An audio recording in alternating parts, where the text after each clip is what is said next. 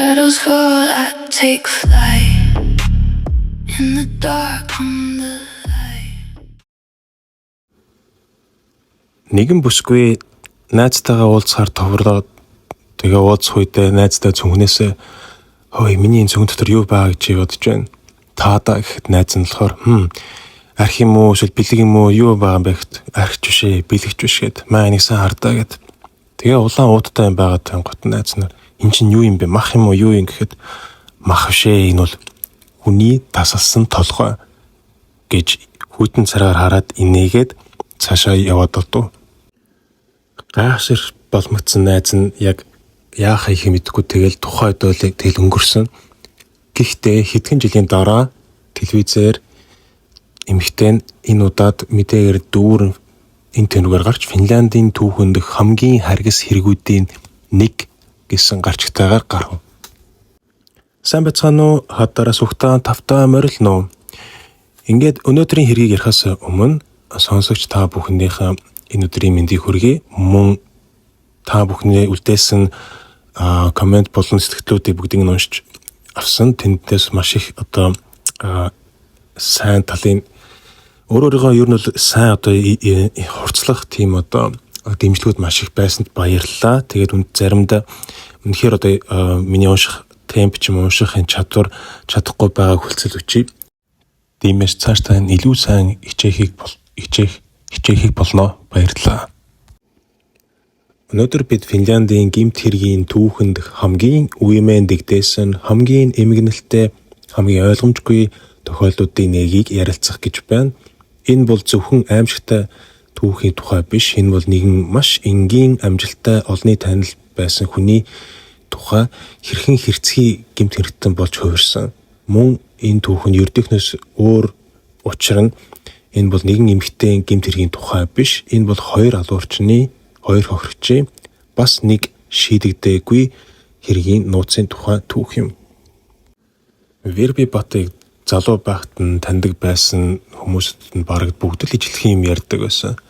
Тэр хизээж чанга дуу хоолоор ойрлож чарлаж олонний анхаарал төвд байхыг хүсдэг хүн байгаагүй. Харин ч дуу цөөтэй өөрийнхөөрөө байдаг бусдад тодорхой хэмжээний зай барьдаг нэгэн байсан.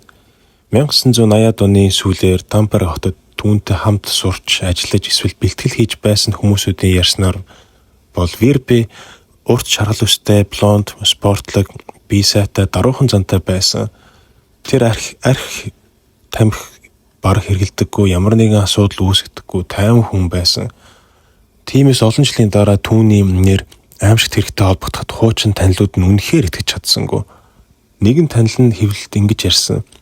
Тэр үеийн Верби ийм аимшигтай хэрэгт хийн гэж ёстой зүүдэлж явсангүй. 1993 онд Верби Бат Финляндийн алдартай гладиаторууд реалити телевизэн шоунд оролцож Демонти буюу алмаз нэрээр үзэгчдэд танигдсан. Телевизийн дэлгэц дээр тэр өөртөө ихтэй хүчрхэг эмэгтэй мэт харагддаг. Гэвч зураг авалтын талбай дээрх бодит дүр зураг арай өөр байсан. Түүнтэй хамт оролцсон хүмүүсийн дурсснаар бол Верби бусдад төдийлөн ярилцдаггүй. Зураг авалтаа дуусгаад чимээгүйхэн явчихдаг байсан.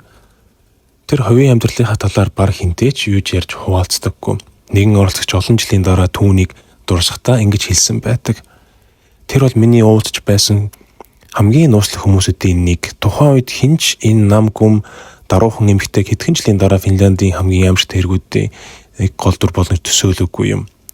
Ингээд 90-ад оны дундаас Верби Батыг танд хүмүүс нь ер нь бол айжмаар өөрчлөлт болж эхэлж байгааг анзаарсан. Тухайд бол маш их бэлтгэл хийгээд мас нөгжөөд булчингаа эрчимтэй хөгжүүлж эхэлсэн. Зарим таньдаг хүмүүс нь хэлсээр тэр нь илүү хөтөм төргөн ууртай болж ирсэн, ширүүн зантай болцсон байсан. Тэгээ хожим болсон шүүх хөрлөөр бол Верби Бат бол өөрөөр бол анаболик стероид болон бусад төрлийн гормоны бэлтгэлүүдийг олон жилийн турш хэрэглэж байснаа өөрөө хүлээн зөвшөөрсөн. Тэрээр мэдүүлэхдээ би зарим эрэгтэй тамирчдаас ч илүү их хэмжээний гормон хэрэглэдэг байсан гэж хэлсэн, гайхуулсан гэх юм. Мөн согтууруулах хундаа хэрэгсэн үедээ өөрийгөө хянах чадвар нь эрс муудаг байсан гэж тайлбарсан ч гэсэн эдэж шүүх бол энэ тайлбарлыг бол одоо эрүүгийн хариуцлагыг бууруулах хүнсэл биш ээ гэж одоо авч үзээгүй. Үүн тухайн үед 1990-ад оны сүүлийн үед гэхэд Тампере хотын энэ бааруудад бол верби бол аль хэзээ танил болж эхэлсэн байсан. Зарим гэрчийн мэдүүлгээр бол арх хэрэгснийхаа дараа тэрээр эрэгтэйчүүдтэй маргалдах, занал хийлгэх, зодтолдох тэр ч бодгол өрөөж аваад заамдад шиддэг байсан гэж ярьсан байдаг. Гэхдээ тэр үед нь бол түүнийг бол яг юу болж байгааг сэтгэл дотор нь юу болж явж байгааг бол хинж мэдэхгүй таагүй байсан. Харин 2002 оны хавар нэгэн залуу ор сургуу алга болсон тухай мэдээлэл цагтаад ирснээр энэ түүхийн хамгийн харанхуй хэсэг эхэлсэн. 2002 оны 5 дугаар сард Тампере хотод 29 настай эрэгтэй ор сургуугүй алга болсон. Мөрдөн шалгалтын явцад тэрээр өмнө вербитэй богино хугацаанд үерхэж байсан бөгөөд дараа нь вербиг ойрын хүрээлэнтэй холбоотой байсан тогтоогджээ. Тухайн үед энэ алга бололт Финляндийн эрүүгийн түүхэн дэх хамгийн жихүүц сүргэм хэрэгүүдийн нэг болно гэж хинж төсөөлөөгүй. Гэвч удалгүй хэрэг аимшигт эргэлт авсан. Шүүхээр тогтоогдсноор уг эрийг вербигийн хамтрагч Янне Хувенен хотголж хөнөөсөн. Янне өөрөө шүүхт мэдүүлэхдээ хэргийн шалтгаан нь хардалт байсан гэж тайлбарсан. Аллагын дараа цогцсыг хэсэгчлэн ул мөрийг устгахыг оролдсон мөн шүүхээр тогтоогдсон.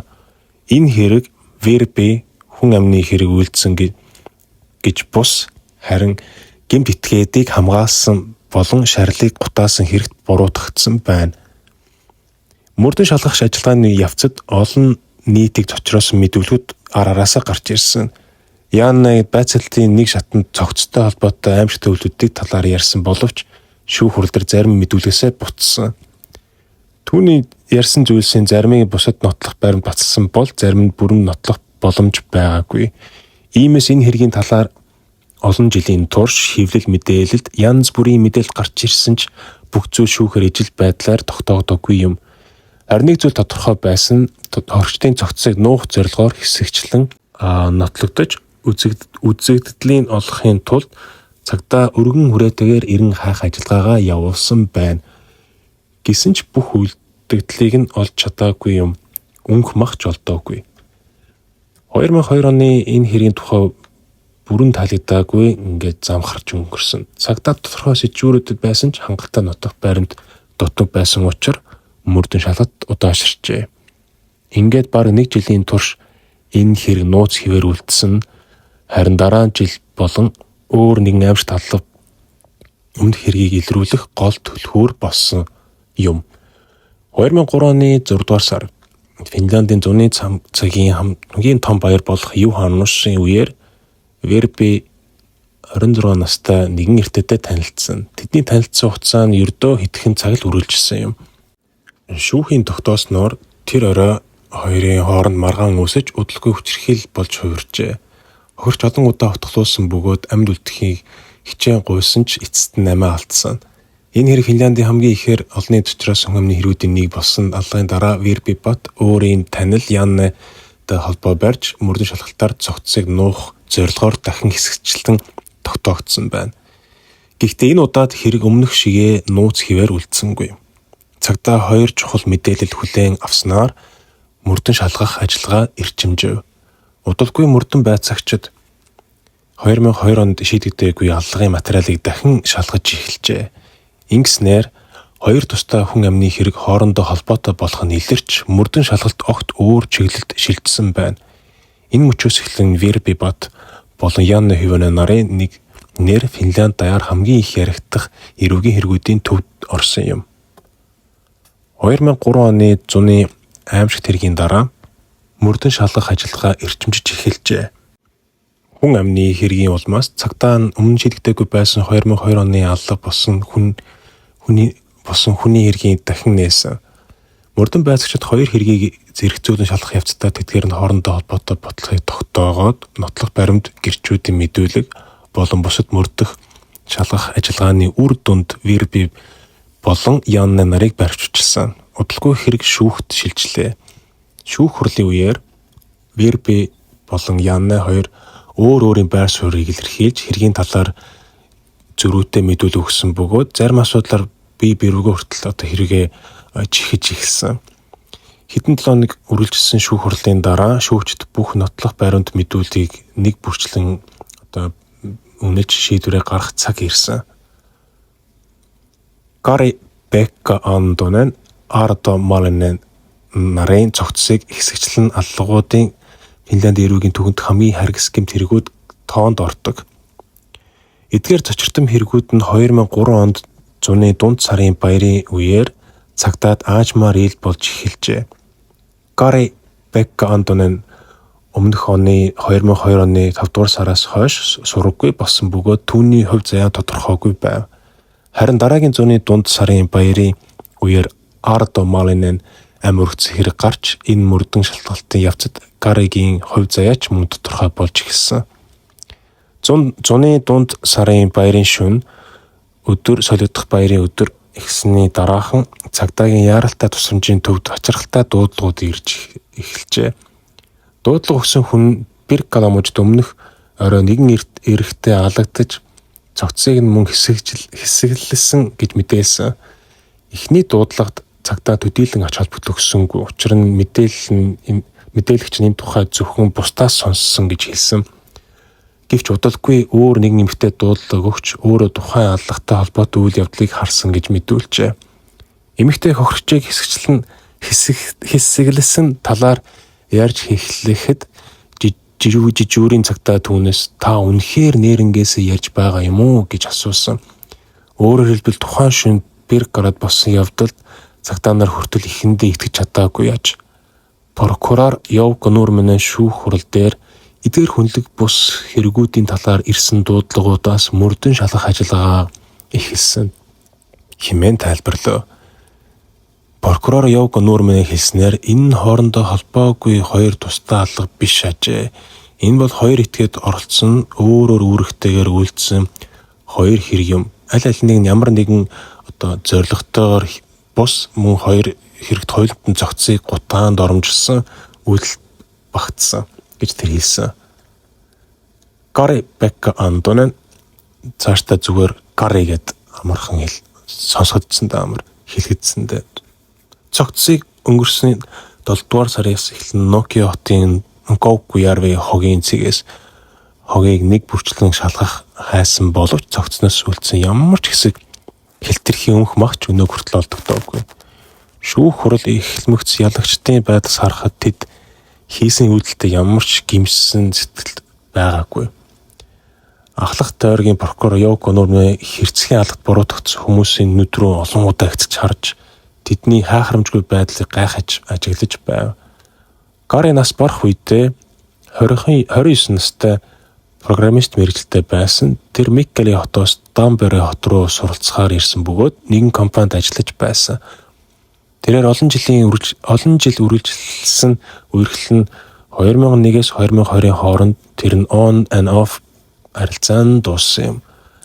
Kari сэтгэл готролд унаад байсан бөгөөд архийг их хэмжээгээр хэрэгэлдэг болоод улмаар Virpi-тэй дотн харилцаатай болсон. Kari Virpi 1994 оноос эхлэн бие биенээ ер нь мэддэг байсан гэж прокурор Jouko Nurminen шүүхт тайлбарлав. Аллагад буруутгсан 31 настай Virpi болон 28 настай Janne нар өөрсдийн харилцааг эгчдүү хоёр шиг хэмээн тодорхойлжээ. Virpi бол Kariтай үргэж байсан. Мөн Janne хооронд ямар нэгэн сэтгэлийн албаа байсан уу гэж асуухад нотлохоо бол тийм байгаагүй. Janne ч гэсэндээ одоо Virpi гэж хардаж харамсан байснаа хүлээн зөвшөөрсөн гэсэн ч гэсэндээ дараа нь прокурорын хэлснээр бол Virpi бутан мансуурлах бодис тайвшруулах ийм архийг бол хавсан хэрэгэлдэг гэд мөн дааврын бэлтгэл хэрэглэж байсан тогтоогдсон. Kari 2002 оны 5 дугаар сарын 29-нд Орос сураггүй алга болсон. Түүнийг алга болсны дараахан хот даяар Virpi-г буруутгасан цуу яриад тархсан. Зарим хүмүүсийн ярьснаар Virpi Kariгийн толгойг авчирч үзүүлж чаднаа гэж хэмээн сайхаж байсныг хүртэл яриа хүртэл гарсан. Virpi болон Janne нар хоёрыг Kariг алга болсон хэрэгтэй холбогдуулан байцаасан ч тухайн үед мөрдөн шалгалт тодорхой үр дүн хүрээгүй аж.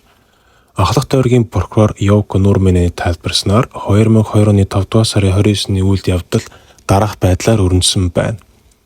Вирби бот Янне Хиванен Карибек Кандонен нар нэгэн ресторанд хамт байсан бөгөөд оройн төгсгөлд Вирбигийн Тамперет хотын орон сууц руу очижээ. Үүрээр Янне Каригийн нуруу руу хутгаар олон удаа дүрсэн бөгөөд дараа нь хүзүүг нь тасалсан. Үүний дараа Янне болон Вирби хоёр хамтдаа байрны цусыг мөрийг цэвэрлэж зогцсыг угаалгын өрөөрөө чирэн оруулжээ. Прокурор Тампере хотын шүүхэд хамгийн хэрцгий явдлын тайлбарт байх үеэр Янне болон Вирби хоёр гэмтэл дэрх хэдлүүд чангаар инээгээд ихсэн байна. Ийм нөхцөлд инээх зүйл бараг л байхгүй гэж бодох юм хэмээн прокурор Нурмин онцгой өнгөөр хэлжээ. Каригийн аав ээж хорнол нулимсаа барьж ядан сууж байсан мэдээж. Тэр үед бол тэдэнд инээмсэглэх нь бол өчүүхэнч тийм шалтгаан байгаагүй нь ойлгомжтой. Тэгээ ингээд ямар одоо тийм садист амир юу одоо тийм эмпатигүй хүмүүс вэ гэдэг нь мэдэгдэж байна. Каригийн цогцыг мөн 5 дугаар сарын 29-ний өдөр хэсэглэж эхэлжээ.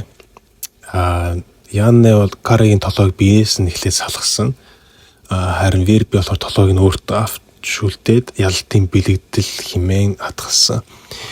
Энд чинь зүгээр л театрын толгой шүү дээ гэд Вирби одоо толгойг бусдад үзүүлэхдээ тэгж одоо басж гэх юм уу тэгж одоо доромжсон байдлаар хэлж байсан.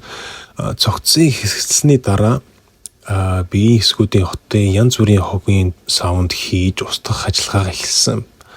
Хожим эдгээр хогийн савыг хотын олон газараас олсон бөгөөд цогцсын зарим хэсгийг нь Тэсоме дүүргийн хогийн савуудад хийсэн тогтоогдсон.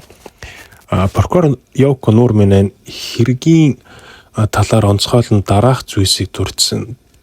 Юуны өмнө энэ аллагт ямар нэгэн ашиг хонжоо, хайсан эсвэл гадны сэтэл, эсвэл хөшөө хонзоо ямар ч огт байгаагүй. Мөн хоёр яллагдагч хоёулаа хийсэн хэрэгтэй огт гимжсэн шинжгүй, заримдаа инээмсэглсэн, тухуурхсан байдалтай сууж байсан. Үүнээс гадна Вирби болон Янне байсан онцгой харилцаанд прокурорын анхаарлыг хамгийн их татсан. Прокурор Йоко Нурмин үзэж байгаагаар Кари өмнөх найзууд байсан хөнөөх үед нь Вирби яг хажууд нь дэрэгдэнд байсан бөгөөд болсон бүх процессыг одоо яг хүлээн зөвшөөрсөн мэт одоо харж зогссон. Ер нь бол одоо үхэх нь бол тэгэл хүлээн зөвшөөрсөн. Вирби шүүхтэр өөрийгөө хар тамхи архийг хавсарч хэрэгэлдэг хүн бишээ гэж мэдүүлээд гэхдээ өмнө хар тамхиг бол туршиж үзэж байсан. Гэтэ бас хүлээн зөвшөөрсөн. Мөн тэр Каригийн тассан толгойг хүмүүст үзүүлэхийг хүссэнээ нуусангүй. Түүнээснээр энэ үйлдэл нь ингэснээр болсон явдлыг эцэст нь цагдаад мэдэгдэх боломж гараасаа гэж боджээ. Энэ хэрэг түүний сэтгэлд дарамт болж байсан ч нөгөө талаар цагдаад өөрөө мэдэгдэх зориг түүнд байгаагүй аж. Кариг хэрцгээр хөнөөс нь Янне шүүхэл дээр болсон явдлыг дараах байдлаар ярив. Оройноос архитаж эхэлсэн. Түүнээс хойш яг юу болсон талаар тодорхой санагддаггүй. Харин нэг мэдэхэд л би Кариг хутгалж эхэлж байсан. Дараа нь хоолойг нь хэрчиж угаалгын өрөөрөө зөөж аваачаад цогцыг нь хэсэгчилсэн. Хоёр хөлийг нь шарах шүүгэнд хийж болгосон, дараа нь идсэн. Үлдснийг нь уутанд хийсэн, тэгээд хэд хоногийн үргэлжлүүлээд архицсан. Бүх юм ердөлт ингэж болсон. Үүний дараа прокурор Яннегаас Вирби ямар харилцаатай байсан талаар асуухад бид зүгээр л найзууд 4-5 жилийн өмнөөс л би бинээ мэддэг болсон. Харин мөрдөн байцaalтай үеэр Янне Вирбигийн талаар хэлэхдээ бид хоёрын үзэл бодол үнэхээр яг таардаг хэмээн хэлсэн. Мөн Янне Кариг баараар явдаг байснаар нь 2-3 жилийн өмнө таньж ирсэн гэдгээ мэдүүлсэн. Прокурор түүнээс өөр нэг чухал асуулт асуухдаа Кари Вирбид өрж байсан чамд онцгүй санагдаг байсан уу? Яннегийн богинохон хариулт нь тийм. Би тодорхой хэмжээнд татаархдаг байсан. Ингэснээр мөрдөн байцаалтын ихэнд гарч байсан таамаг батлагдаж Каригийн амийг хөнөөх хүргэсэн гол шалтгаан нь атаархал ба хардалт байсан нь ил болсон. Янне Кариг алагдахаас өмнөх орой яг хэрхэн таарснаа сайн сандаггүй гэжээ. Гэхдээ эцэст нь тэд нэгэн ресторанд очиж Каригийн мөнгөөр архиулсан байна. Эхлээд Кариг хүмүүс өргөж ресторан руу оруулаад дараа нь тэр баарны лангуун дээр хүртэл унтаад унтарсан. Эцэст нь түүнийг дахин өргөж гадагш гаргасан ч Янна шүүхт ярихдаа прокурорын дараагийн асуулт тавив. Яагаад түүнийг Вербигийн гэрт аваачсан юм бэ? Санахгүй байна. Тэр бол Вербигийн санаа байсан байх. Каригийн өөрийнх нь гэр нь тэндээс хамаагүй л ойрхон байсан шүү дээ. Гэхэд тийм л дээ. Тэгтээ тэр зүг рүү болохоор өксүр замтай байсан. Тийм болохоор Вербигийнхэнд очсон. Верби будын байранд очсон дараа нөхцөл байдал эргэлт буцалтгүй болсон. Кари шалан дээр хөвтөж байсан. Би дээр нь суучхаад утгалж эхэлсэн. Тэр хоёр гартаа эвтэг хутга барьсан эсгээ сайн сандаггүй ч нэг зүйлийг тодорхой хэлсэн. Маш олон удаа хутгасан. Бүр 10-аад ч биш, 20-аад ч биш, бүр ойдлын машин шиг дахин цохиж байсан. Прокурор асуухдаа тэр үед Кари тэгэд амьд байсан уу? Байж магадгүй. Ямар нэгэн чимээ гарч байсан. Магадгүй уушиг нь цоорсон. Болохоор нүхнүүдээр нь агаар шуугиж байсан байх. Дараа нь чи юу хийсэн бэ? Галтогооноос том хутга аваад хоолойг нь хэрчсэн. Яг яаж? Дагзнаас нь бариад урдаас нь зүссэн. Хэрэг гүнзгий. Бараг л нурууны яс хүртэл нь очсон. Гэхдээ бүрэн тасраагүй.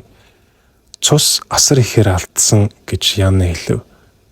Түүний бодлоор Кари яг хоолойг хэрчүүлснээр дараа л амь тавин нас орсон. Прокурор дахин асуув. Тэгээ дараа нь цэвэрлэгээ эхэлсэн үү?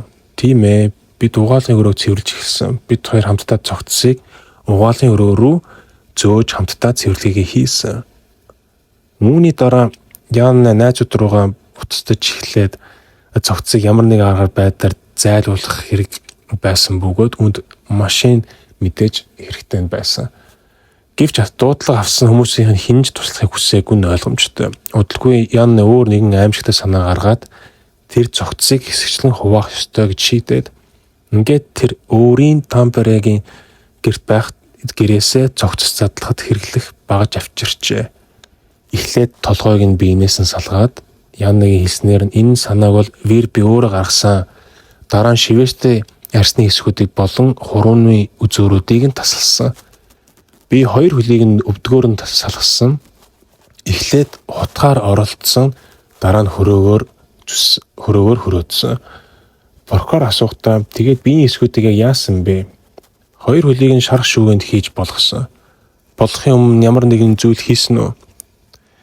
Мэдээж давсалсан, амталсан. Тэгээд дараа нийцсэн. Ийхүү Янна шүүхийн танхимд ямар ч сэтгэл хөдлөлгөөнгүйгээр ярьсан. Харин Вербигийн хүний мах идсэн үйлдэл ямар ч байдлаар оролцоогүй гэдгээ мэдүүлсэн. Гэсэн хэдий ч Верби дараагийн өдрүүдэд баар ресторануудаар явхдаа Каригийн толгойг авчирч хүмүүст үзүүлж чаднаа маань хартаа гэд гайхуулж явж байсан. Эхэндээ түнд хинж итгээгүй. Гэвч нэг орой Верби үнэхээр хуванцар уутанд хийсэн толгойг авчирсан. Бид энэ ресторандад очоод ууттай толгойг ширээн дээр тавьсан. Дараа нь хүмүүсээс энэ уутанд Каригийн толгой байгаа гэж хэлэхэд гэхдээ баг хинч уутыг онгойлгохыг харахыг зүрхлээгүй. Зарим хүмүүс найсандаа ресторанаас шууд гүйн гарсан. Уутыг нээх гэж байхад нь би хөлөөрөө дээр нь гიშгээд хаасан гэж Янна дараа нь дурссан. Цогцсын эцэст нь 3 өөр бот болгон савлаад тэдгээрийг хэсэг хугацаанд тагтан дээр хадгалсан. Учир нь өнөр нь аль хэдийн гарч эхэлсэн. Өнөр нь уутыг нэвтлээд гарч байсан гэд Янна хэлсэн. Удалгүй Яннагийн нэг найз нь хүсээг хурж ирээд ботуудыг машинд авч явахыг зөвшөөрөөд харин тэр хүн дотор нь яг юу байсныг мэдж байсан нь эсхийг шүүх тогтоох ёстой болсон. Цогцын хэсгүүдийг машинд ачих үед Верби машин дотроос харуул хийж байв. Хин нэгэн хүмүүс гарч ирэх нь яаж нэгэд харуулдаад тэр үед ойролцох нэг хүн өнгөрөхийг анзаараад Янна руу гяс уцтал түр байцсан ч дараа нь прокурор Яннагаас асуухтаа хамгийн цочртон асуултыг нэг тавив. Яагаад хөрөгчийн толгойг чансан юм бэ? Яннагийн богинохон хариулт нь галзуу хүний санаал байсан байх. Би толгойг тогоонд хийгээд галын хамгийн хүчтэй чанга дээр нь тавиад орхисон. толгойдээ багтахаар тийм том тоогоо байсан юм уу? Байсан. Тэгээ юу хийсэн бэ? Зүгээр л хараад суусан. Царай нөөртөж гисэн нэг мэдэхэд нэмсгэлж байгаа юм шиг харагдсан. Би гал тоогоон дарах уугаад сууж байсан. Тэгээд инээгээд л юунда инээсэн юм бэ? Царай нөөртөд тэглэхгүй юу? Инээж байгаа юм шиг болохоор нь шүдийг нь тэгээд өөрөө авсан уу? Үгүй ээ. Өөртөө унасан. Прокурор эцэст нь асуухдаа өнөөдөр энэ бүхнийг бодоход ямар мэдрэмж төрж байна? Яг нэг хэсэг бодсондоо хүн ийм зүйл яаж хийж чаддаг юм бол гэж өөрөө гайхдаг. Тэр үед надад юу ч хийж чадна гэсэн тийм дийлдэшгүй мэдсэн мэдрэмж төрсөн. Учир нь тэр ч бүр хүний мах хийж чадна гэсэн намаа юу ч зогсоож чадахгүй гэсэн тийм мэдрэмж мэдэрсэн. Үүний дараа өмгөөлөгч Янаг түүнээс анхны зорилгыг нь асуув. Би анх алах гэсэн юм бишээ. Зүгээр л жоо айлгаад баг зэрэг утгалчаад гэрээс явуулчихъя гэж бодсон юм. Гэсэн хэдий ч Ян өөрийгөө анханасаа алах санаатай байгаагүй гэж шүүхтэр дахин мэдгдсэн ч харин Вербигийн хувьд Каригийн толгойг хүмүүст үзүүлсэн ердөөл бусдыг сүрдүүлж гайхуулах гэсэн үдэл байсан гэж тайлбарсан. Вербигийн мэдүүлэг үндсэндээ Янатай ерөнхийдөө төстэй байсан. Тэд эхлээд ресторанд уулзаад дараа нь Вербигийн гэрд очин архитсан бөгөөд Каригийн хамгийн их согтсон хүн байсан. Яна түүний нуруу руу хотглаад дээр нь сууж байсан. Верби шүүхт өөрийн ердийн 50 өнгөөр яг л ингээд би өнөөдөр ажил дээр очсон гэж ажлаасаа тараад гэртээ ирсэн гэж ярьж байгаа юм шиг л ярьсан. Түүний хэлснээр тэр үед өөрөө Кари хагас жил орчим түүнд үерхсэн бөгөөд түүний хооронд ямар нэгэн маргаан зөрчил тийм хэрүүл урал ямар ч тийм асуудал байгаагүй. Гол нь гэвч шүүх хурлын үеэр Верби прокурорын асуултад заримдаа хэтэрхий үл тоосон дээрэнгүй өнгөөр хариулаад бүр нэг тийм би энэ төрнөд юугаа хийж байгаа юм бэ гэсэн нэг тийм байдалтайгаар байдлын прокурор Йоконов түүнд бүр хэд удаа та жоо хүндэтгэлтэй бодиттой хариулахыг хүсэж байна шүү гэж сануулга өгсөн. Тэгээ Верби хэлснээр бол Ян хорчин толгойг хэрчиж байгаад өөрийн нүдээр харсан бөгөөд прокурор түүнээс яг яаж босон талаар тайлбар өгсөн. Би энд шалан дээр ингээд үзүүлэх юм уу гэж шүүхэнтэй бүр чанга дуугаар хэлсэн. Тэрээр дараа нь байрны янз бүрийн газар тасгарсан цусыг өөрөө харж цэвэрснээ ингээд дурдсан бөгөөд харин цогцыг харах үед аль хэдийн хэсгээр нь салгасан байсан гэж мэдүүлсэн юм. Прокурор дараа нь хүний хөлийг шарж идсэн тухай асуухад хөлийг шарах шүүгэнд хийж дараа нь гаргаж ирэхийг харсан. Та өөрөө идсэн үү? Мэдээж үгүй. Дараагийн асуулт нь толгой чансан тухай байсан. Толгойд яаж чансан бэ? Том тоогоонд хийсэн. Дотроос нь үс нь ил цухууж харагдсан. Би түүнээс цааш сайн тэгээд хараагүй шүү. Прокурор дэд шүдний талаар асуухад Ян шүд рүү хэд удаа хутгаар зогсон. Шүд нь шууд унжсан биш харин ч баг багаар эмтэрч хугарч байсан. Тэгээд яагаад тэгсэн юм бол зүгээр л зугаа болгож л хийсэн. Дараа нь прокурорын цогцыг хэрхэн устгах талаар юу ярилцсан талаар асуув. Верби хэлэхдээ онцгой юм бол ярилцаагүй тийм янз бүрийн төлөвлөгөө гаргаагүй би зүгээр л архи уугаад таньдаг хүмүүс рүүгээл залгаж эхэлсэн уцтаж эхлээд цогцыг зөөгт унаа хайж эхэлсэн. Эцэст нь нэг найз нь хогийн удуудыг нь авч явъя гэж зөвшөөрсөн. Прокурор хамгийн сүүлд хаях хогийн савыг хэн сонгосон бэ гэж асуухад Верби нэмсгэлээ. За би л биш шүү. Тэр үед бол тасартлаа сохтуу байсан гэж хариулсан. Цогцыг зөөсөн жолооч нь хүртэл айдастай байсан. Шүүх хурал үргэлжилж байх үед Верби гинт чангаар инээж эхлээл инээхийн хажуугаар тэр бүр ингээд нөгөө алуурчин Ян дөрөв болиж наваа бит хийнэлгээд л да инээд түрээдэн штэ гэдэг шүүх хурлын даргалж байсан шүүгч Верби бүр та жоохон тайвшрахгүй бол энэ юу бол шүүх хөрлөж болохгүй шүү гэсэн анхаарал мөн өгсөн. Мөн бас шүүхтэй Ян дээр хүртэл бас адилхан. Чиний өөр найз залуу нар ч гэсэн сайнаар төгсөхгүй шүү гэж Яна бас Вербид бас тэгж жоохон занал хийсэн байдлаар сүрдүүлэлт болгож хэлсэн юм байна. Прокурорын хамгийн сонирхож байсан асуулт нэг нь бол Верби яагаад цагтаад огт мэддэггүй вэ гэдэг одоо асуулт байсан. Верби үүнд бол огтхон ч эргэлзээг. Би яаж мэддэх байсан бэ? Би чинь гэмт хэрэг үйлдсэн хүнийг одоо хамгаалж байсан шүү дээ. Одоо хам хэрэг гэх нь гэж одоо айсанда. Тэгээ мөн цогцыг машинаар зөөсөн жолооч гэмт хэргийн үйлдэгчийг нуун дараатуулсан хэрэгт буруутгацсан. Гэвч тэрээр уутанд яг юу байсныг мэдээгүй гэж одоо мэдүүлсэн. Тэр шүүхт болсон явдлыг ингэж тайлбарсан. Би ердөө шаардлагын дараа нэг архи уух гээд одоо байранд очисон. Хог гаргах тухай яриа ихснийг сайн сандаггүй. Нэг мэтгэл надаас машин байгаа юу эсхийг асуусан. Зүгээр л хэдэн хогийг уутыг хаях хэрэгтэй байна гэж хэлсэн. Тэгээд би машины араа хашаагаар оруулж байрны үүдэнд авчирсан. Анхандаа хулгаан зүйл байгаа юм болов уу гэж бодсон ч гэвч удалгүй түүнд нэг зүйл маш сэжигтэй санагджээ. Уутнуудаас ялзарсан загас шиг аимшигтай одоо тийм өнөр гарч ирсэн.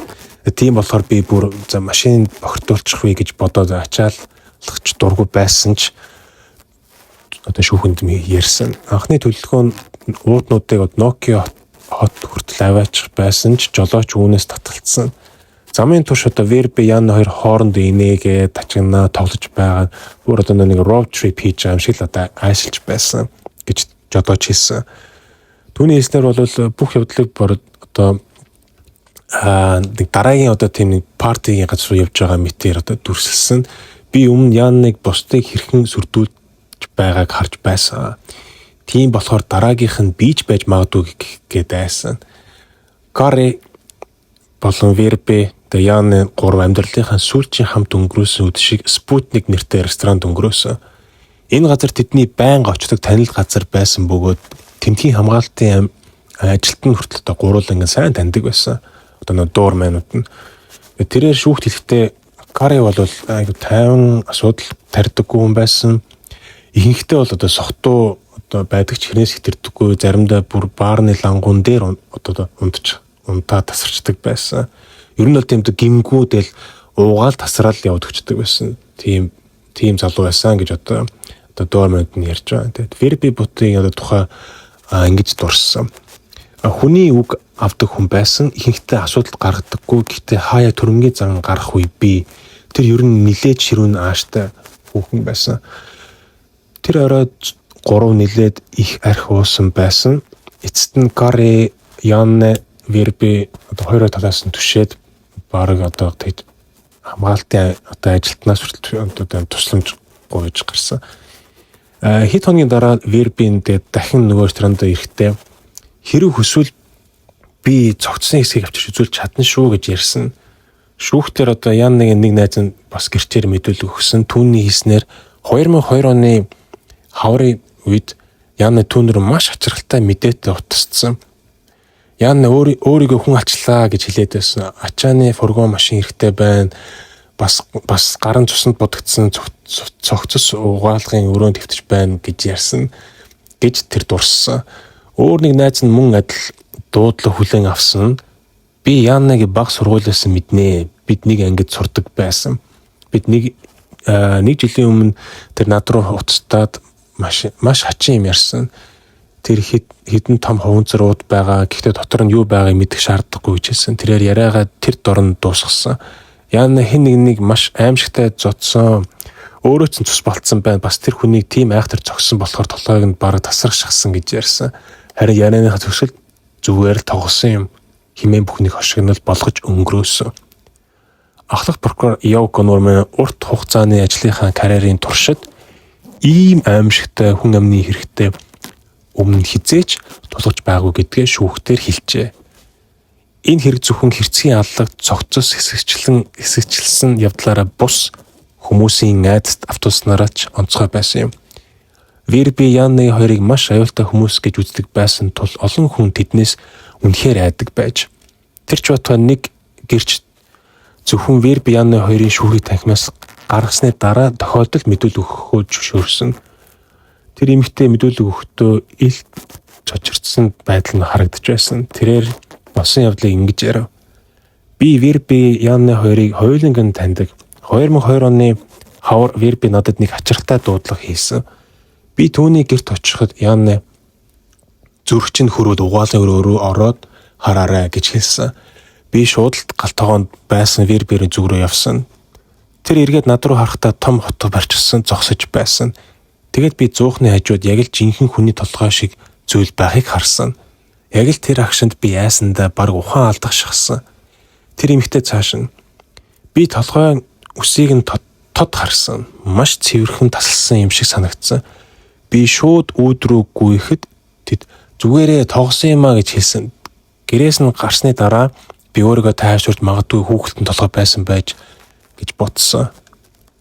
Гэвч удалгүй Верби түүн рүү дахин уцтаад тэр эмэгтэй буцаад ирэхийг гуйж бүр би гахаймах шаран шүү, бэбекүүд хийсэн ч болно шүү гэж хүртэл одоо нэг өрсөн. Шүүхийн үеэр ялагчид өөрсдөө ч гэсэн гэрчээс асуулт асуух боломжтой болов.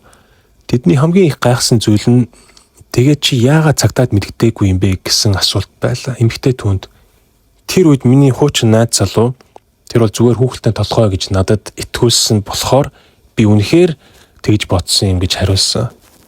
Верби зөвхөн гэрчүүдийг бос байрны эзнийг хүртэл сүрдүүлж одоо амжсан байна. Түүний байрнаас гарах гэж удаан хугацаанд оролцсны эцэст албадан нүүлгэх байр нь маш бохир замбраагүй байдалтай үлдсэн. Шалыг нь хүртэл 3 удаа угааж байд цэвэр болгосон гэж мэдээлжээ. Харин үүний дараахан байрны эзэн занал хийсэн мессеж хүлээн авсан чиний ч гэсэн толгойг бяц цохиё шүү гэж. Тэр энэ зурсыг Вербигээс ирсэнийг одоо тэгж авч үзсэн. Өмнөх хэрэгээс хойш удалгүй зуны дунд сарын баярын үеэр Беркала мужид дахин нэг зохицос хэсэгчлэн аимшиг дадлага гарсан. Энэ удаад хэрэг гарсны тухайн байранд байсан нэг эмэгтэй цагтаад мэдээлснээр мөрдөн шалах ажиллагаа шуурхай эхэлсэн байна. Ахлах прокурор Йоко Нормын хэлснээр цагтаа маш зөв цагт ажиллагаа явуулсан. Цагтаа нар шуурхай тэр шөнө үүрээр нь шууд байранд очсон. Тэр үед л сэжигтнүүд маш их бүр ядарсан байдалтай Верби бичсэндээ маш их одоо тийм нэг яриа нэг халанцуу болчихсон нэлээд их зүйл ярьж байсан бөгөөд түүний хэлсэн мэдээллийн ачаар цагтаа нар цогцсыг хажигсан. Мөрдөгчд мөн хохирчийн байрыг шалгахад аллах тэнд болсон тодорхой болжээ. Үүдний хэсгээс цусны тол болон цусыг арчиж сэвэрсэн ул мөр илэрсэн. Удалгүй Равдатын гадуугийн хогийн савнаас хүний тасцсан 2 гар олдсон. Харин Беркан гадуугийн өөр нэгэн хогийн савнаас цогцсын бусад хэсгүүдийг илрүүлсэн бөгөөд прокурор Йоко Нормны шүүхтээр Ардо Малинен 26 настай ажил хөдөлмөр эхэлдэг залуу байсан. Тэр Тамперегийн орчимд нүүж ирээд 3 жилд амьдэрсэн. Ардон ч мөн адил зуны дунд сарын баяр тэмдэглэхээр пүрэв гарагт гэрээсээ гараад Беркалагийн одоо тэр Тампере руу явсан. Гэвч тэр шөнө түүний хувь тавилан өөрчилсөн нэгэн учрал тохиожээ. Прокурор хэлснээр түүний хамгийн том азгүйтэл нь тэр орой Вербитэй таарсан явдал байсан. Учир нь юу вэ гэхээр Верби одоо зуны хадар баярын хадар архиа авахаар гараад тэг гэртээ буцаагүй. Ингэснээр Ян гэртээ үлдээд Вербигийн 3 настай одоо хүүхдийг нь харж үлдсэн. Шөнийн 3 цаг 30 минутанд одоо ресторан хааж үйлчлэгчдээс гаргасны дараа Верби Ардо хамт гарсан. Тэрээр Тамперегийн Беркала хүртэх таксины мөнгийг өөрөө төлсөн бөгөөд тэд өглөөний 4 цаг гаруй цагт одоо Ардогийн гэрт хурж ирээд одоо үлдсэн шөнийг тэнд хамт өнгөрөөсөн. Маргааш нь тэд байраас гарч одоо Вербигийн нэг танилтанд очоод дараа нь дахин ресторанд орж архицсаар л байсан. Яг энэ үед бол Ардо нэлээд цогцсон байсан. Ямар ч одоо нэг маргаан асуулт гаргаагүй бөгөөд одоо өөр амьсгал нь бол их тайван байсан хэвээрээ. Гэвч удалгүй бүх зүйл нь одоо хэдхэн хормын дотор одоо өөрчлөгдсөн. Верби тухайн ресторанд орохыг хориосон байсанд бол одоо энэ хотын одоо өөр одоо нэг төв рүү явахаар болсон. Одоо олон тийм бааруудын тэнд нөгөө залуучуудыг нөгөө өргөө шидэд дэдэг учраас ингээд тийм одоо хориотой байдаг. Хориод авсан. Тэгээд тэдэнтэй одоо марихуана худалдаж авах гэсэн нэгэн залуу нэгдээд тэр үед болохоор Верби болохоор ардууд нь жаахан өвс байж магадгүй гэж хэлсэн. Ингээд Верби болон ардуудыг мансуурлал бодис одоо хайж яваад тэр залуу болон Мария нэртэй эмэгтэй нийлээд ингээд ардуудын Берга дахта байранд очсон.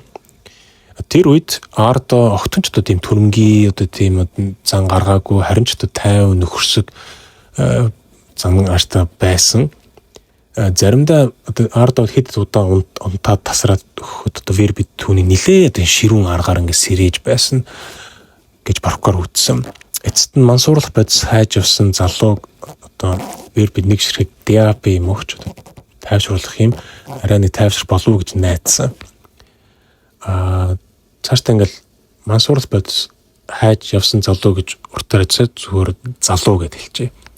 Тэдний байранд очиход тэр амфетаминч байгаагүй үүнийг мэдсэн нөгөө залуучсан одоо маш их уурлаад тэр өөрийгөө одоо хуурдагдчихлаа гэж үзээд Берга хүртэхдээ шал дими ингээд таксин ингээд мөнгө ингээд урсчлаа гэдэг тийм учраас онцгүй байна гэж одоо илэрхийлсэн. Үүнд Вербинч одоо бас санал нийлж тэр залуугийн талд орсон. Тэгээ удалгүй ардо болон Верби нөгөө залууд ингээд одоо байраас гарахыг санал болгосон бололтой. Тэгээ үүний дараа маргаан ингээд эхлээд удалгүй зодон болж хуурсан. Эцэст нь ардо шалан дээр ургийн байралтай хөвтөд надад түргэн тусламж дуудаач гэж гуйж байж. Түүний бид олон тооны одоо хөрөл шарах үүссэн. Тэр үед Верби галтгооноос хутга авчирч одоо ардогийн нуруу руу хутглаад хатгачээ. Прокурор мэдээснээр Верби түүнийг 10 гаруй удаа хутгалсан.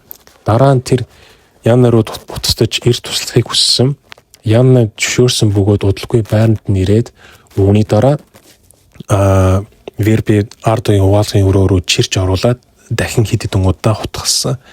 Эцэст нь толгойг нь угаал дуур дээр тавьж хоолойг нь хэрчээд аллагын дараа Верби хамгийн түрүүнд 3 настай хүүхдээ харуулах хүнээ хайжээ. Аз болоход тэр үед байранд байсан Мария хүүхдийг нь харахаар зөвшөөрсөн байна. Прокурор Явко нүүрмний шүүхтэр Верби Янны хоёр одоо ардогийн цуцыг хамтдаа хэсэгчилсэн. Тэд энэ ажлын өмнө хийж байсан мэт маш хурдан одоо гүйцэтгэж одоо сурсан сурмагцтай байдалтай ингээд хийсэн. Энэ удаа Верби өмнөх хэрэг шигээ хоригчийн толгойг авч үлдээгүй. Гэхдээ ардогийн мөнгө болон тэр янз бүрийн одоо үнд хэдлүүдийн байсан зүйлийг нь одоо авсан. Прокурорын үзэж байгаагаар Верби тэр хутгийг одоо ардогийн хөнөөсний дурсал болон одоо өөртөө хадгалж авсан. Вербигийн мэдүүлснээр зодон эхлэх үед ардо нөгөө залуугийн хүзүүгээр нь боож толгойг нь ханд мөргүүлж байсан. Тэр үед Верби урт эртээ Fiskars брендийн хутгийг олж аваад хоёр хүнийг одоо салах зорилттой очсон гэж тайлбарлаж байгаа. Гэхдээ түүний хэлснээр эхний хутгалт маш хүчтэй байсан бөгөөд хутга бараг бариулн хүртэл шигдсэн. Ардо өөрөө хутгийг суулж аваад хитгэн алхам хийсний дараа шалан дээр нүрээрээ унаад Верби өөрийгөө тэр үед цочрод орсон байсан учраас дахин нуруу руу одоо хутгалаад байсан гэд мэдүүлсэн. Прокурор мөн Янныг яагаад дараа нь дуудуулсан талаар асуухад Верби би Яннад бол 100% итгэдэг байсан гэж хариулсан. Янна эрэхтэй зохицос хэсэгчлэхэд хэрэгтэй багаж хэрэгслээ хүртэл авчираад одоо хэдийн одоо нэг хэрэг маш харигс байсан ч одоо Верби болон одоо ардогийн хөлд онцгой харгасал байгаагүй гэж одоо өөрийнхөө зүгээс харж үзсэн. Түүний хэлснээр бол ардог удаан хугацаанд тарчлаагүй тул их зовсон гэж хэлэх боломжгүй аж мөрдөн шалгах явцад бас нэгэн ачралтай зүйл ил болсон байна. Хэн нэгэн хоригчийн тасцсан толгойг машины дугуйгаар дайрч устгахыг оролцсон ч толгойг нь үргэлж хажуу тийшээ өнхрөөд бүтлгүүтэд байв.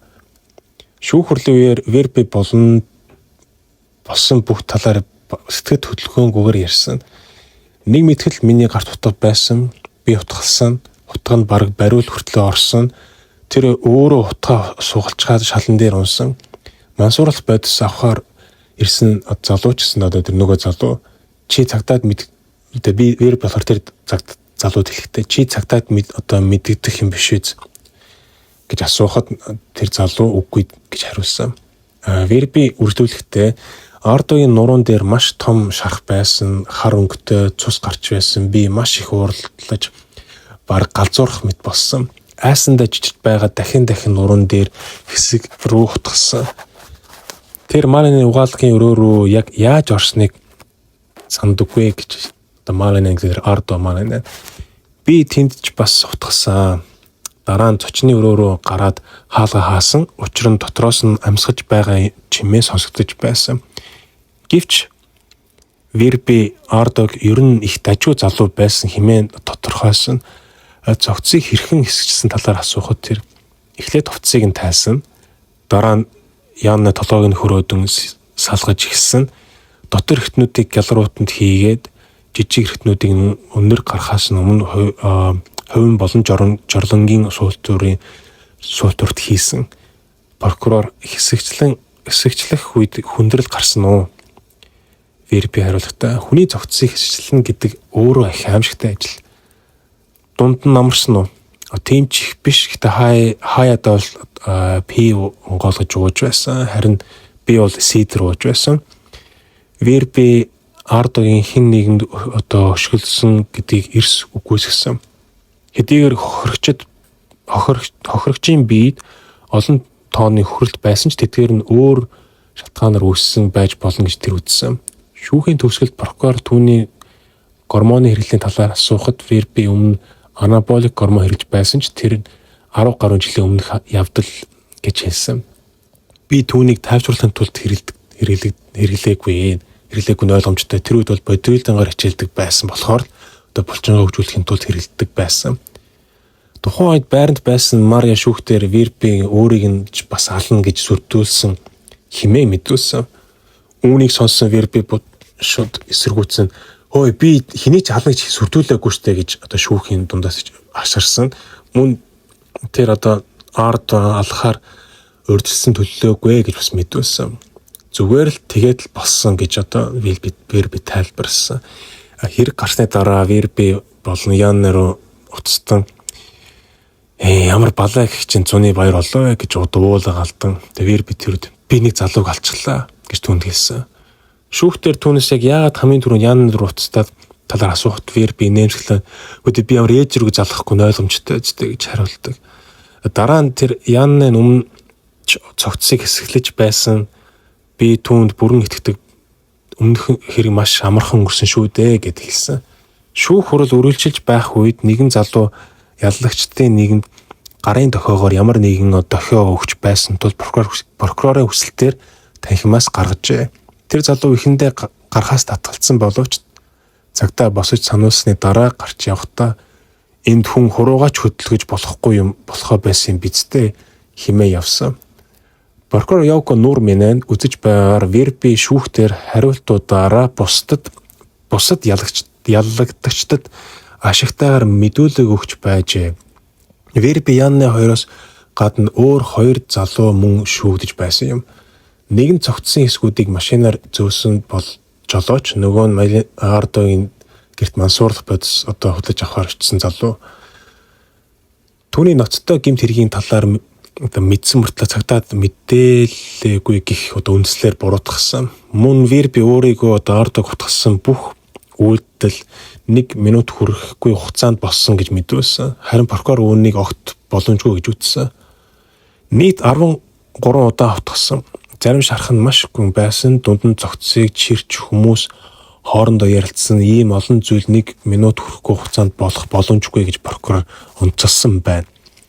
Бүх хэрэг Ардогийн мансуурлалт бодис судаж авах гэсэн залуугаас ихсэн гэдэг Верби, Яанна, Мария болон тэр залуу бүгд Ардогийн гэрт очсон. Замдаа Ардо Вербитэй сэтгнэх оролцсон ч Верби огт сонирхоогүй. Тэгээд тэр залуугийн шүүхтэр хэлэхдээ Мария архинаас сууж эхлээд Ардо миний баярын архийг битгий бүгдийг уугаад дуусгачаарай гэж хэлснийг хэмээн дурсан. Мөн тэр үеэр тэр Ардо гэртээ авчирсан залуусан залуу надад өмнө мансуурлах бодис байна гэж хэлсэн ч дараа нь сохтоод бүр үүдэн твтчихдэг байсан. Эцэст нь намайг эндээс явуулаач, би дими ирсэн учраас таксины мөнгө авмаар байна. Одоо энд миний авъя гэсэн байхгүй учраас би ингээд түүн ингээ 20 евро өгсөн. Гэвч бодлого байран дотор эмх замбраагүй байдал үүсээд тэр залуу явах их болоход Мария ч гэсэн мөнгө гаргахыг хүссэн боловч Верби түүнийг үлдээгээд харин залууг явуулахдаа хэрв чи цагтаа хэлвэл чамайг гэсэндээ адилхан төгсгөл хүлээж байгаа шүү гэж анхааруулсан. Тэрээр би хаана байгаач мэдэхгүй гадагш гарсан, такси дуудах газар хайж удаан алхсан хэмээн шүүхт мэдүүлэхдээ прокурор түүнээс анхны мэдүүлэг дээр яагаад үнэнгээ хэлээгүй асуухт би айсан гэж товчхон хариулсан. Түүний хэлснээр тэр өөрийнхөө амь насанд хүртэл аюул учрна гэж бодож байсан шүүхийн үеэр Верби хэд хэдэн удаа чангаар дуугарсан тул прокурор хүртэл Верби ч гэсэн танхимаас гарах хэрэгтэй юм биш үү гэж одоо бас дахин анхааруулсан. Харин Верби хүсэл би өөрөө гараад явчих ёо гэж хариулсан ч эцэст нь түүнийг бол танхимаас гаргаагүй нь ойлгомжтой. Яна болохоор Вербиас утас авахдаа эхэндээ одоо босын хөдөлт бас л итгээгүй би бүр цочирдсан юу хийхээ бач мэдэхгүй болсон. Тэр шүүхт ярьжсан.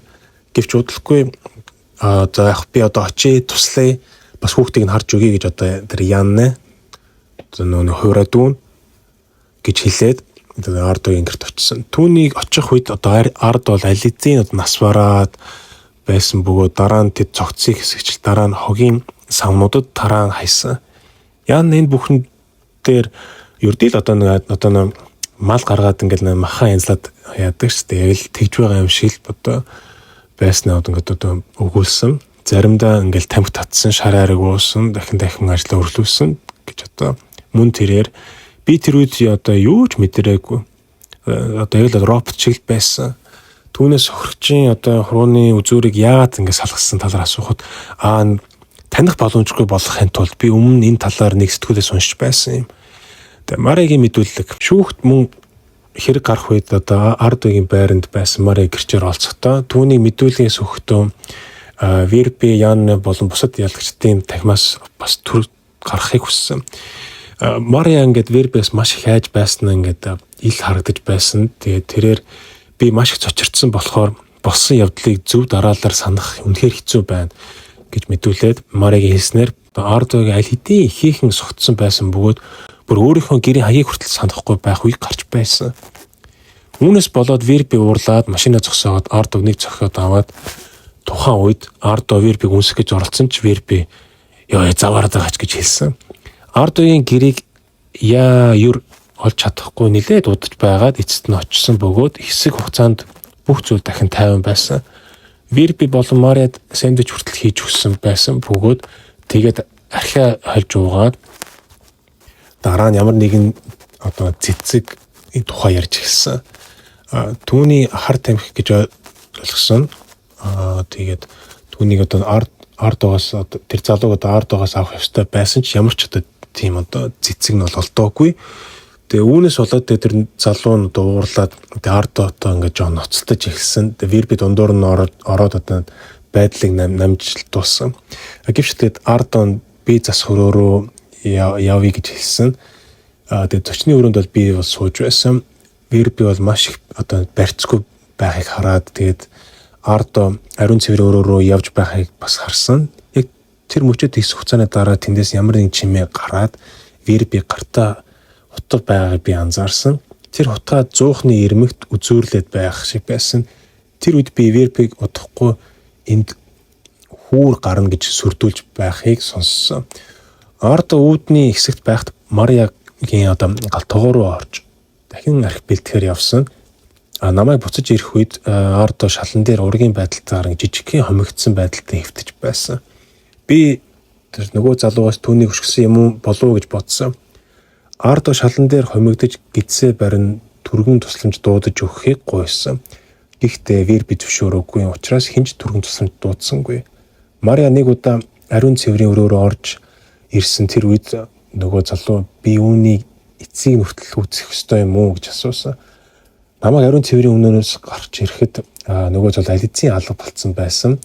Тэгээ Верби Ардо одоо гуйны хоёр талаар хөлөө алцаалган зогсоод цус болсон утгыг нь хоёр гараараа чанга хатхан бариад новш гэж би юу ичвэтэй гэж дахин хэлээд байсан. Мария гутлаа өмсөх гэж оролдоод би гарах гэж байсан ч Верби чи хаашаа ч явахгүй шүү гэж хэлсэн. Мария дахин галтгоо руу яваад хэсэг хугацааны дараа ордоо урагш мөлөх гэж оролцсон. Тэр би хэнийг ч матахгүй гэж би амлая гэж хэлээд Мария шүүх бүрэлдэхүүнд ярьсан. Намайг ингээд авраач гэж яхад Мария бол юу ч хийж чадаагүй. Мариягийн санаж байгаа бол нэг үед утас дуурч байсан мөн тэр утсаар хаа нэг тийшээ ярьсан байна. Тэр үед бол Верби Янатай утсаар ярьж байсан бөгөөд удалгүй Мария ариун цэвэр өрөөнөөс утгаар дахин цогч хэмээн сонсоод би зүгээр суусан чигээр энэ бол байж болохгүй гэж бодож сууж байсан. Ариун цэвэр өрөөнөөс гарч ирэхэд Ардогийн нуруунд дээр утгаар үүсгэсэн хоёр шарх байгааг Мария анзаараад эцэст нь Верби Мариагаас өөрийг хүүхдүүдийг нь очиж асрахыг шаардсан. Би маш их яаран тэндээс гараад өөрийнхөө аминд үнэхээр айж байсан. Верби надад энэ тухайн хинч битгий хэлээрэй гэж шаардсан. Хэрв чи ам нээвэл чамд ч гэсэн адилхан юм болно гэж хэлсэн. Мария Вербигийн гэрт очиход тэнд хогийн ууднуудыг зайлуулах ажилд оролцсон. Нэг эрэгтэй уулзч байсан. Би тэр хүүтэй Вербигийн хүүхдтэй хамт үлдээд аль болох хэвийн байхыг хичээсэн. Дараа нь хүүд гутлаа өмсөхийг хэлээд бид хоёр гүйсээр манай гэрлөө явсан. Би хаана байгаа хэлэх гэж Верби дуцсан. Тэгэхэд дахиад ганц удаа над руу залгавал би чамайг шууд буудна гэж хэлсэн. Мария тэр даруйдаа энэ хэргийн талаар цагтаад мэдгдэх зориг гаргаж чадаагүй. Тэр хідэн найздаа энэ тухай ярьсан ч хэн ч мэдээж үнэмшээгүй. Надад ирэх мэдэл би ингээд гайхавсан гэх юм уу тэр Верби. Тэгээ Тамперегийн Бергалагийн мужийн цогцыг эсэлдэх хэрэгүүд Финляндийн эрүүгийн түүхэнд гарцааг үлдэх болно. Энэ бол хамгийн харгас хүчирхийллийн гэмт хэрэгүүдийн нэг нь. Тэгэд Гори Беккандоны амийг хөнөөсөн хэрэг Вербигийн гэрт болсон бөгөөд тухайн үед Вербигийн 2 бага насны хүүхэд нь мөн гэртэнд байсан. Тэгээд хамгийн жихүүц сүрмээр нь юу вэ гэхээр ингээд хамгийн бага дүнж 2 настай хүү байсан бөгөөд тэгээд яг тэр энэ амийг хөнөөсөн тэр өрөөнд нь бас хүүхдийн орон дээр тэр хүүхд унтж байсан. Тэгээд 16 настай хүн хувцсны өрөөнд унтж байсан чигсэндээ үе үеэндээс гарч ирээд өрөөнд яг юу болж байгааг хараад байсан. Бөгөөд талигачийг цогцож хүртэл мөн харсан. Өөр нэг онцгой зүйл нь Янны шүүх хурал дээр хэдэн өдрийн турш хохирчин хувцсыг өмсөж ирсэн явдал байсан. Шүүхтэр Верби бутын эрчүүдийг үзэн яддаг хүн гэж тодорхойлсон ч түүний хүчирхийлэл голдуу эрчүүд рүү чиглэдэг байсан гэд ингээд хэвлэл мэдээлэлүүд дайрч хэлсэн. Нэг гэрчин хэлснээр Верби залуусыг ханан шидээд байдаг байсан. Ер нь ингээд заамдаа дөргөөд шидхийг хэлж байгаа. Тэгээ Янна бол босон явдлын дараа бүр өөрийгөө ингээд нэг сайхан мэдрэмж тийм кайф мэдэрсэн гэж хэлсэн. Үүнээс хойш хинч надад юу ч хийж чадахгүй гэсэн тэр мэдрэмж эйфория гэх юм уу тийм бүх тэр адреналин бүх энэ тэр цусаар нь дахиар нь биеэр нь урсч явж байсан. Надад хүний биед хүснээ хийх бүрэн их мэдэл байгаа юм шиг санагдсан. Бүр хүсвэл хүнийг ч идсэн ч чадна гэсэн бодсноо тэр Янна тайлбарсан. Верби болон Янны нар хүн амны хэргийг үгүйсгсэн ч хүн амны хөнөөсөн гэдгээ хүлээн зөвшөөрсөн.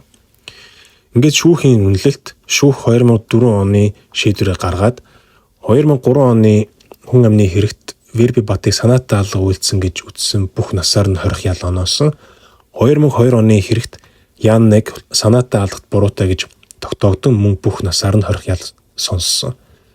Вербигийн хувьд эхний хэрэг дээр гэмт этгээдийг хамгаалсан болон шарлыг нь гутаасан хэрэгт мөн буруутай гэж үзсэн. Шүүх 2 хэргийн дараах үйлдэлүүдийг онцгой ноцтой дүгнсэн бөгөөд хоригчдын тогтцтой харьцсан байдал нь ял хөндрүүлэх нөхцөл болсон юм. Дараа нь давд заалдах шатны шүүх үндсэн шийдвэрийг хэвээр нүлдээсэн.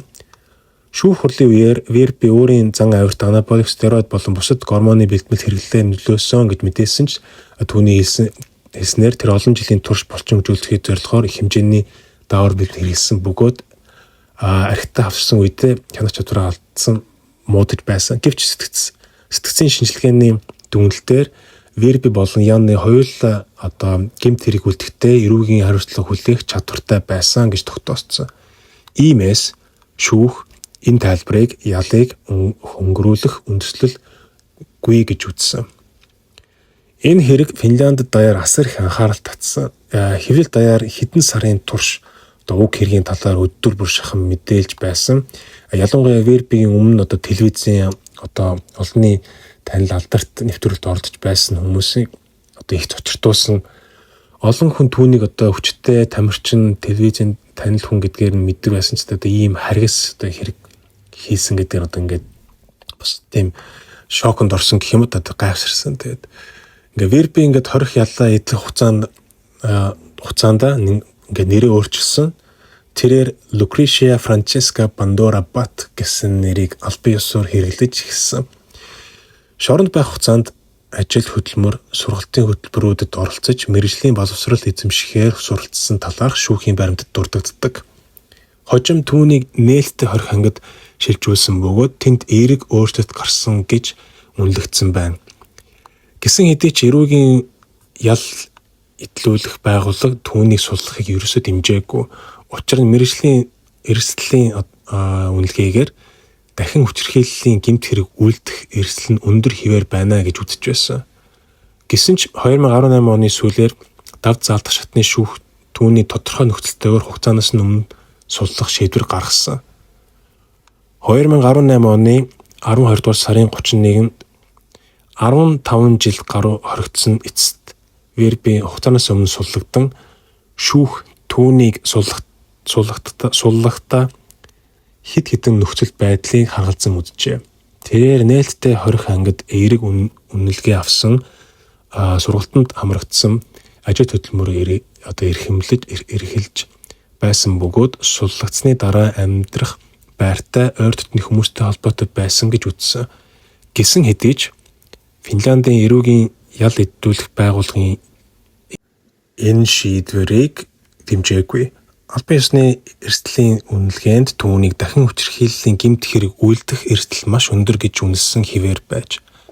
Суллагдсныхаа дараа Верби Домбер хот руу буцаж очоогүй. Харин Бергамо мужийн жижигхэн нэг суурьнд амьдрахаар сонгосон.